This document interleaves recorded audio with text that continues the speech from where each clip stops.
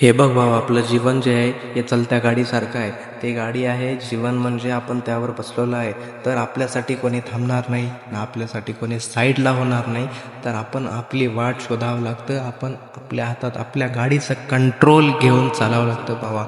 या अगर तू कोणत्या वाईट सर्कलमध्ये आहेस तर तुला त्यातून पहिले बाहेर जायला पाहिजे. तरच तुझी प्रगती होणार, तरच तुझं दिमाग वेगळ्या पद्धतीनं चालणार.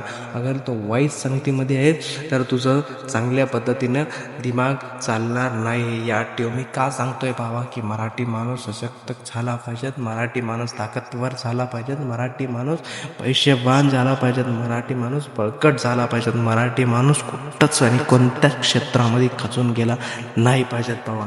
आणि तुझं बघ, तुझ्या परिवाराचं बघ, मग नंतर सगळं मित्र मैत्रिणी सगळं बाकीचे जे आहे ना वेस्ट, ते नंतर सगळं. मी असं म्हणत नाही मित्र वेस्ट आहे, मित्र चांगला आहे. अगर मित्र जर चांगला आहे तर मित्र चांगला आहे. नुसतं वाईट संगत लावून घेऊ नकोस भाऊ. वाईट संगत हेच माणसाचं खरा शत्रू आहे. तुला वाईट नादाला लावल, वाईट व्यसनाला लावल, वाईट जाग्यावर नेल आणि तुझी जिंदगी पुरा वाईट करून टाकल. तर भावा, एकच बार जिंदगी भेटती तर राजासारखं जगायचं. कसं राजासारखं? परत सांगतो, राजासारखं खचून जायचं नाही. दिमाग लावायचं, ताकद लावायचं, मग पुढं जायचं. विचार करायचं नाही. जय महाराष्ट्र.